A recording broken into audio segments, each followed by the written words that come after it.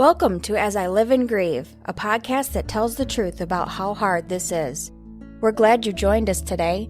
We know how hard it is to lose someone you love and how well-intentioned friends and family try so hard to comfort us. We created this podcast to provide you with comfort, knowledge, and support. We are grief advocates, not professionals, not licensed therapists. We are you. Hi, everyone. Welcome back again to another episode of As I Live and Grieve. I really appreciate that y'all have been listening. My numbers are higher, and I think it's because of my little special series that I introduced, probably 6 weeks ago, where not only is there an episode released on Tuesdays, but I release one on Saturdays, and I call that the Weekend Wisdom series.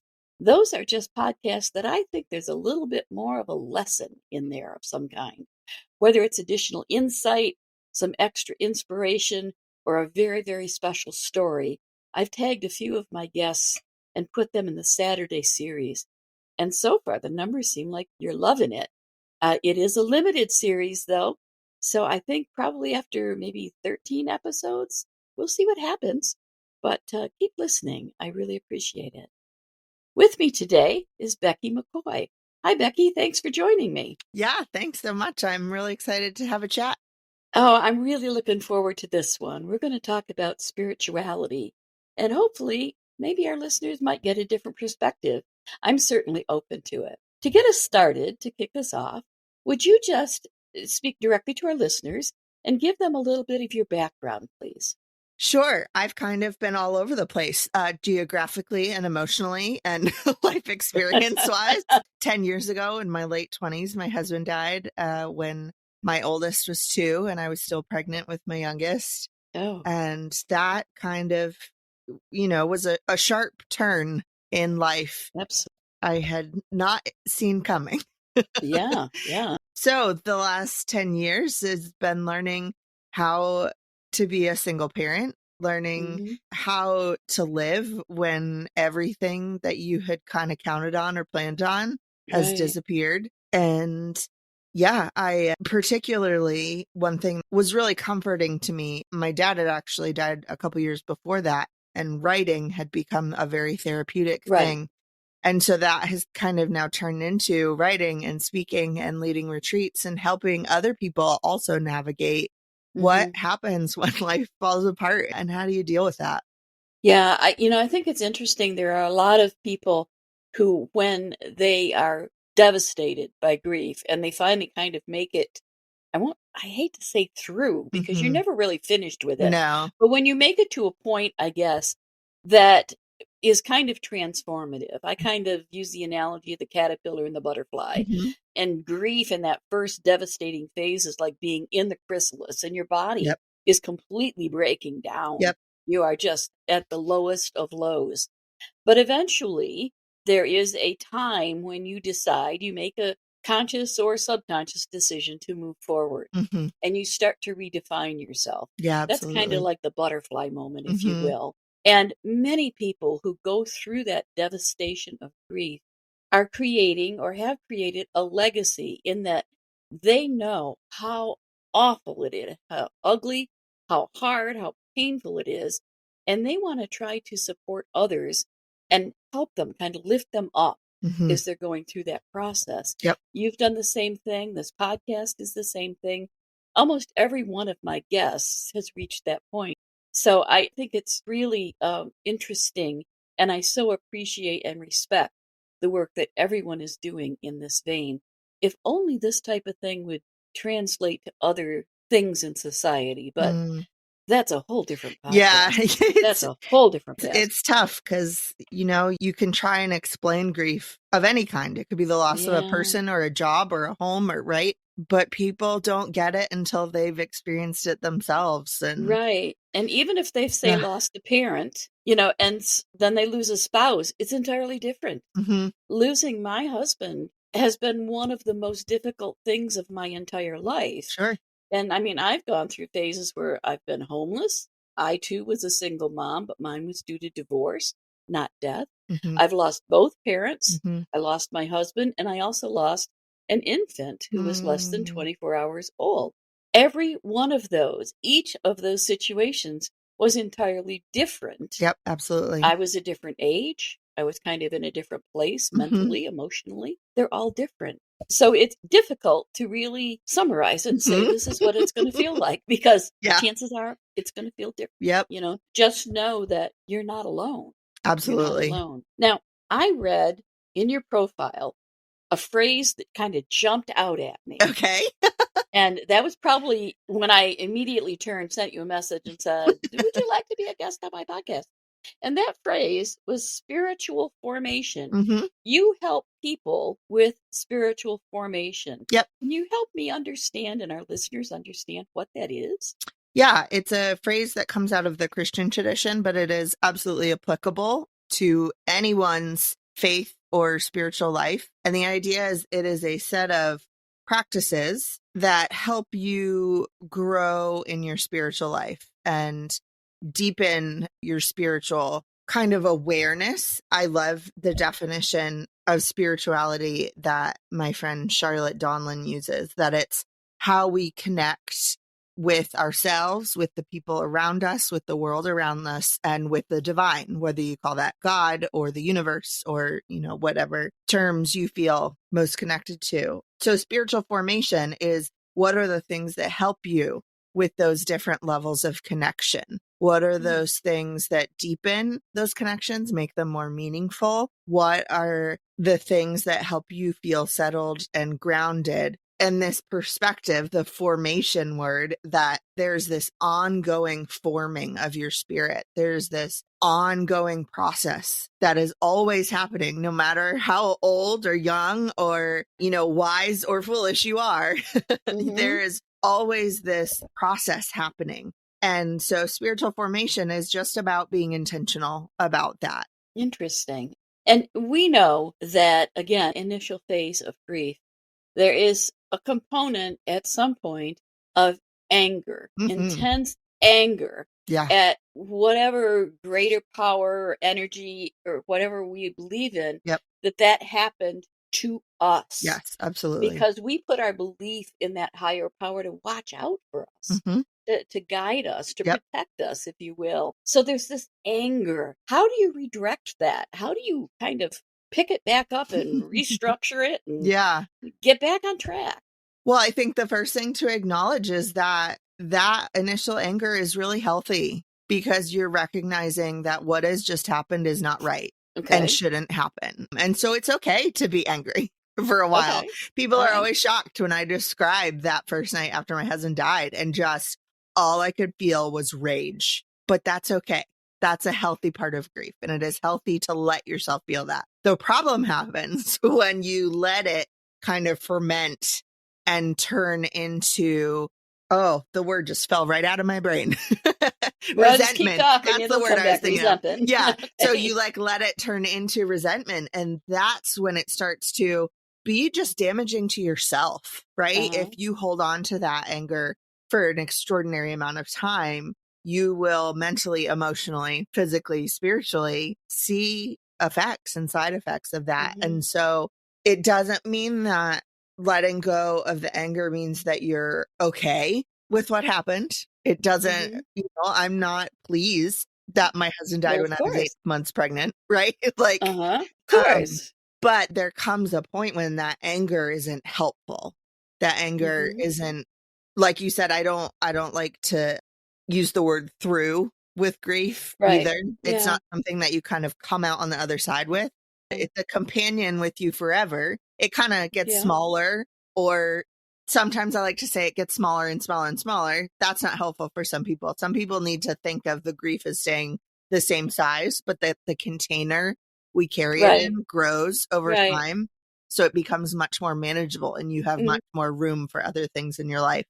And so you allow that anger, and it can be helpful to have a therapist to help you process that and recognize what's healthy anger and what's starting to turn unhealthy. And then as you allow yourself to feel, you start to allow yourself to feel other things. Sure. Right?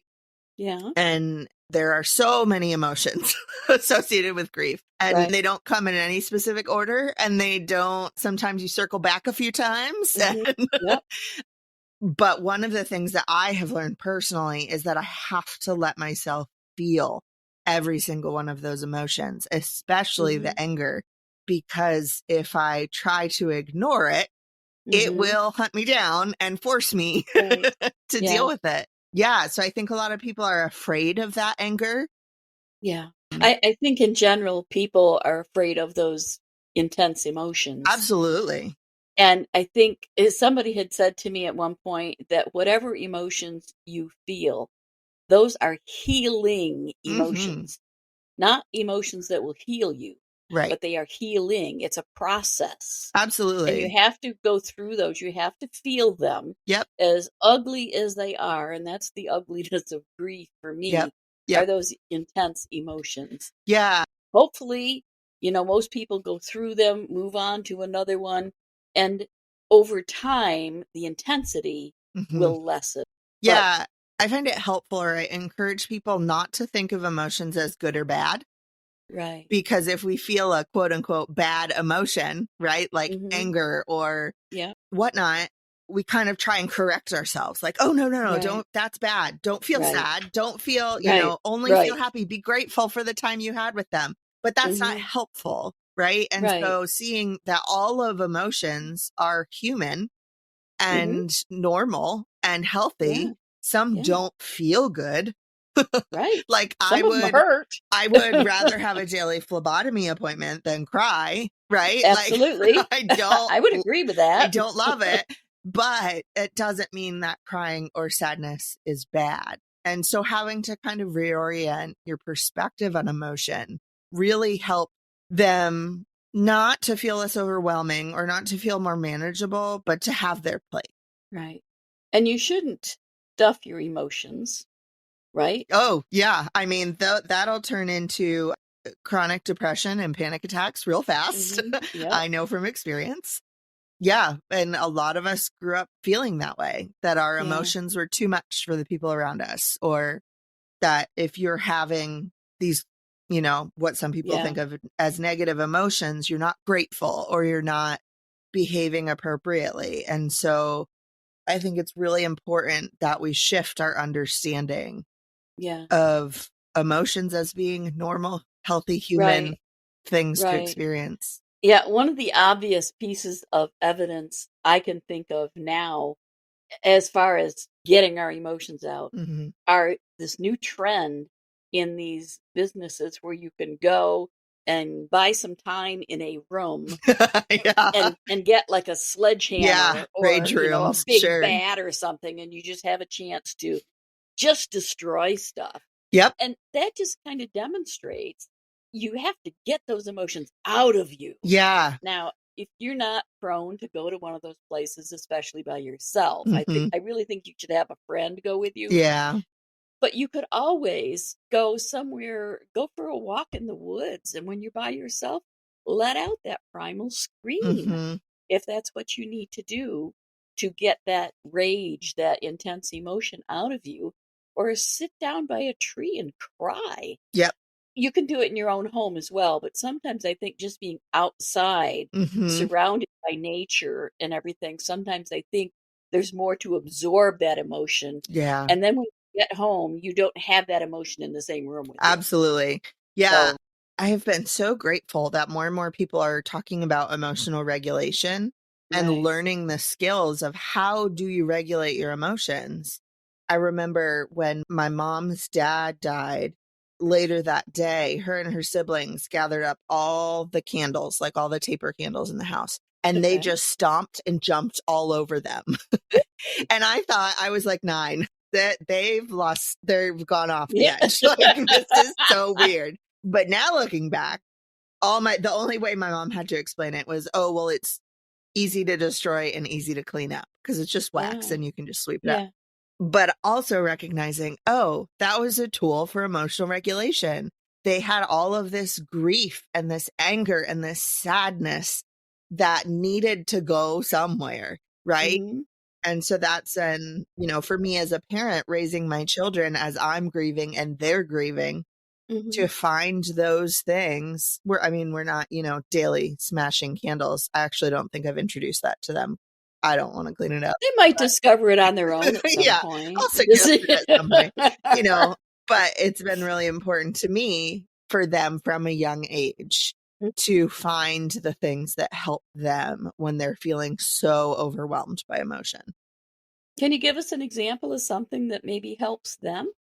Yeah, we actually, about 5 years after my husband died, moved into a house that's on a little pond. We're in the northeast part of the US, and there's a little brook that kind of flows out of the pond in the woods. And sometimes each of the kids, they'll just go out into the woods and just sit by the water. And they each at different times find that to be really comforting. And that's been really beautiful to see them advocate for themselves. Like, hey, I just need to go sit in the woods for a little bit. Like, great, go for it. I'm so glad that you found something. Yeah. Now, you have 2 children? Yep. And how old was the older one when your husband died? He had just turned 2. Okay. Do they grieve that loss? Oh, have you kept that loss alive? Yeah. Okay. Yeah, we made a commitment from the very beginning, even when my husband was still alive, because he was terminally ill, that we would share stories and, that even though he's not with us physically, that his memory is with us. And we're always sharing stories because there are many, because he was quite a memorable person. But my kids also, both physically and in their personalities and their quirks, are so much like their dad. And they just light up when I'm able to say, oh my gosh, I haven't seen that face since your dad made it. Like, how sweet. I love that. Yeah. I love that. And there are times we just earlier this year recognized it was the 10th anniversary of his death. And my oldest was definitely feeling it. And he doesn't have a ton of memories on his own since he was so young. Yeah. But he still feels that grief and he feels that absence. And he was able to verbalize, I'm just feeling all the grief stuff right now. Yeah. I love that you have not sheltered your children from grief. My older daughter, Stephanie, who helped me start the podcast, of course, now she's middle-aged, she made a comment at one point that she never attended her first funeral until she was in her early 20s. Because I, as a parent, especially as a single mom, when there was a death of a friend or a relative, I would not take them to the funeral home, trying to protect them from that grief. That's the way I was brought up, And then in talking about it with her afterward, I realized what a mistake that was, because it made it harder for her to accept that death. And she had to kind of learn about grief and everything at an age where by then it still would be difficult. But I think if we had talked about things like that when she was younger and when her sister were younger, it might not have been quite as difficult for them. So I love that you do that with your children. Yeah. And kids really, they can process things much more deeply and in healthier ways than we expect them to, right? As adults, we are so overcome by our grief constantly that we're like, oh, I don't want my child to feel this awful thing. Exactly. But kids don't feel it in that same way. It comes and it goes, and they deal with it when they're feeling with it or feeling it the most. And when they're not feeling it, they're fully present. And that's been a wonderful lesson for me too, to learn how to grieve in that way. And that it's okay to have lighter moments and heavier moments. And they have been, my dad's funeral, my son was, I think, 3 or 4 weeks old. And my husband's funeral, we waited because I was pregnant and she was, I think, 3 or 4 weeks old. I attended my first funeral when I was 3 or 4.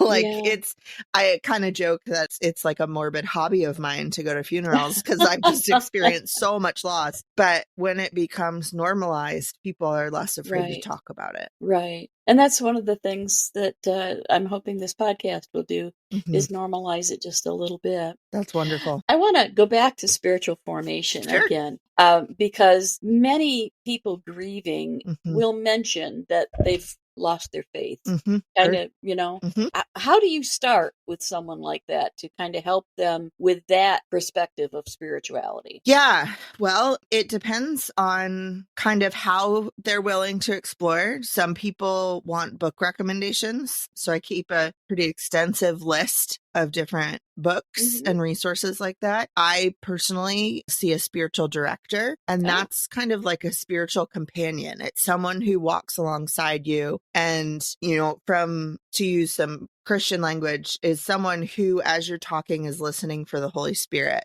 and helping to kind of nudge you and ask you questions and figure it out. But many spiritual directors aren't just for people who call themselves Christians. And that has been really helpful because she has challenged me to try different spiritual practices and to explore and ask questions in ways that on my own I wouldn't have. So in addition to my writing, I'm currently training as a spiritual director because I think that there is a certain wisdom that spiritual directors have that I have found really helpful. Okay. To receive. And maybe it's just trying all sorts of different spiritual practices. I think sometimes we get stuck thinking we have to learn, and that's how we can handle our doubts or our questions. We just have to learn more and find the right answers. But sometimes we have to do something that's somatic, that's using our mind and our heart and our body. So that's kind of what my work has been focused on in the last few years, is what are those spiritual practices that are helpful when you're grieving or dealing with different mental illnesses or you're burned out, because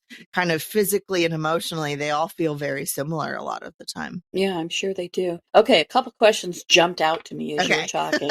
The first one is, when you say spiritual director, this is almost like a toddler question. That's okay. Is this a living human being? Yes. Because often when the word spiritual is used, they mean spiritual as in no longer alive.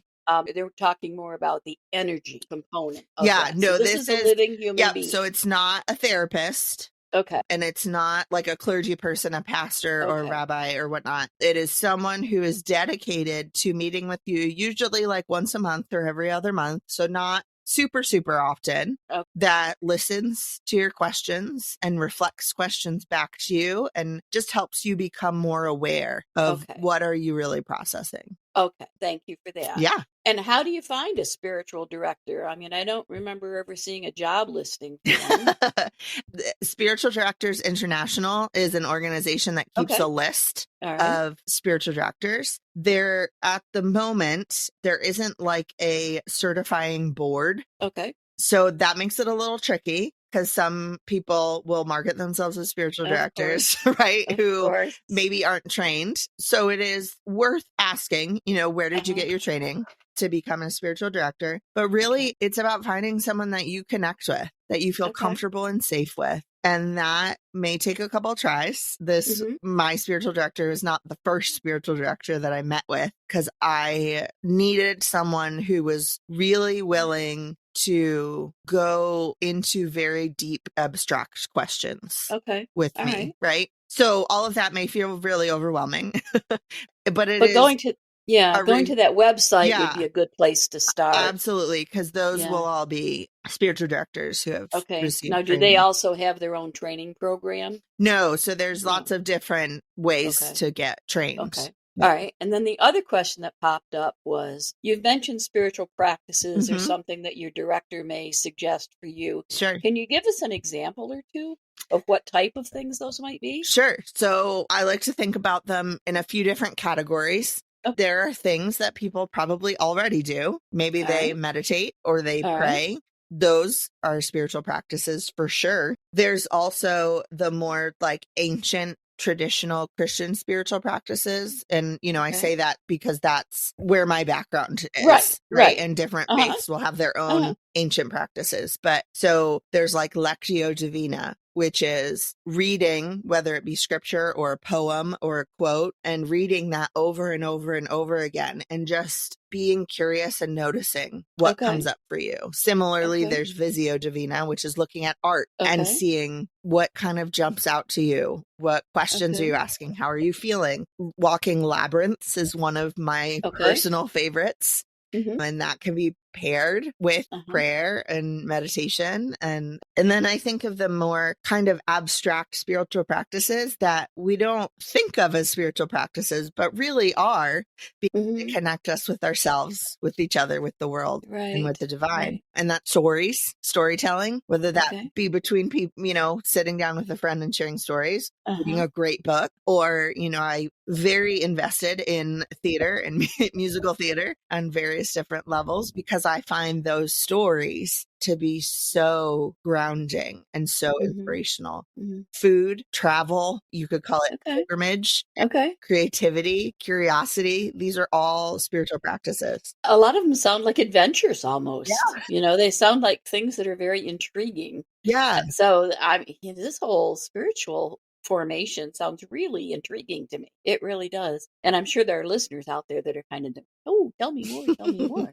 So I have one more question, and then we have to wind down. I also noticed in your profile that it mentioned that you have kind of a different perspective on suffering. Well, please tell me, because suffering is just painful. So how do you get a different perspective? Yeah, many of us, regardless of our faith backgrounds, kind of grow up or come to believe that suffering is either a punishment for something that you've done wrong, or it's something to be avoided at all costs because it's like a failure. That if I have experienced loss, or I have chronic illness, or, any of these things, that it is a consequence of my own actions. Or if I had just done XYZ, I could have avoided it. Yes. And that is just as, or even more damaging than the suffering itself.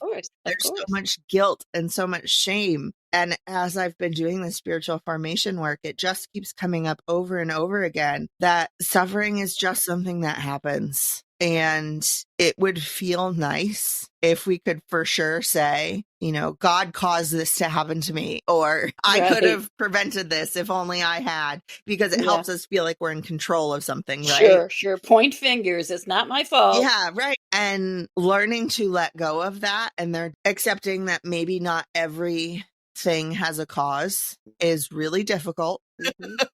And really painful. But when you can get to that point, it also allows you to let go of having to fix it. And you're giving yourself the freedom, like we were talking about before, to feel the emotions when you're not trying so hard to control and fix everything. You are reserving energy for feeling and experiencing what you need to in order to kind of deal with and accept what's happened. Yeah, I like that. Yeah, I can appreciate that. I really can. So thank you for that. Now the time has come, actually, where we need to start winding down. And this is the point in my podcast that I will turn the microphone over to my guest so that my guests can talk freely to the listeners without me interrupting with questions. I may make a comment here or there, but generally it's your time alone to speak directly to the guest. So, Becky, the floor is yours. Yeah, well, I love having conversations about all of this. So anyone can feel free to connect with me on social media or my website. Everything is just Becky L. McCoy. And I think Kathy said it'll be in the show notes, so that'll be easy to find. Yeah, I'm happy to point people to resources or kind of talk through some of these things. I have a book coming out in 2026 on spiritual practices for grief, mental illness, and burnout. So it's 10 of kind of not starter practices, is not the way, because there's no difficulty level, right? But maybe 10 practices to start with if you're exploring this. So I'm hoping along with that, I'll get back to podcasting. The podcast is called Sucker Punched. And we just talk about those times in life that just seem to come from out of nowhere. So yeah, I look forward to connecting with your listeners wherever they'd like to. Does the book have a title? I interrupted with a question. That's okay. Not a firm title yet. So we'll see. Yeah. That sounds really good. And did you say that you are going to move toward becoming a spiritual director? Yes, I am in training. So I will start taking directees sooner than later. Okay. Well, I would like to make a personal request that when you finish your training, make sure you reach out and let me know. Sure. And as your book gets closer to its launch, to reach out to me. Yeah. Because I would love to invite you back again. I would love that. And talk more specifically about some of the spiritual practices that you are recommending. And by that time, you'll probably be well established as a spiritual director. Yeah, So, that's right. yeah, I would ask that. Again, Becky, thank you so much for today. I have learned a lot, but I've also, I think, really been inspired. My curiosity is certainly piqued, as I like to say. I love it. And I know how to spell pique. But at any rate, to my listeners, thank you again for taking the time. Hopefully you've stayed on long enough to catch this bit. Yes, indeed, Becky's contact information, social media links will be in the podcast notes. So don't worry about that. Just head to the podcast notes and you'll find them. They should also be live links. So you should be able to click right on them and be taken right to one of her social media connections or whatever it is. And I invite you to consider spiritual formation. It sounds to me like this would be a necessary component of that redefining yourself because it covers so much area. And, I kind of plowed through it blindly. I like who I am. And I've said time and time again, that at this point in my life, I'm happier than I have ever been in my life. I'm surrounded by my family. I'm close with both of my daughters. I'm close with my grandchildren, and I'm loving life. Yeah, I've got some suffering in it. I've got some chronic illness and things like that. But overall, I'm happier than I've ever been. If I could be even happier, I might want to check out spiritual formation. Hope you take care of yourselves. I always say that self-care is vital when you're grieving. And if you are supporting someone who's grieving, try to help them take care of themselves too. Things will go more smoothly. They will be healthier and happier at some point. And above all, I hope you find the time to listen in again next time as we all continue to live and grieve. Thanks so much, Becky. Thanks for having me. Thank you so much for listening with us today. Do you have a topic that you'd like us to cover, or do you have a question from one of our episodes? Please email us at info@asiliveandgrieve.com and let us know. We hope you will find a moment to leave a review, send an email, and share with others. Join us next time as we continue to live and grieve together.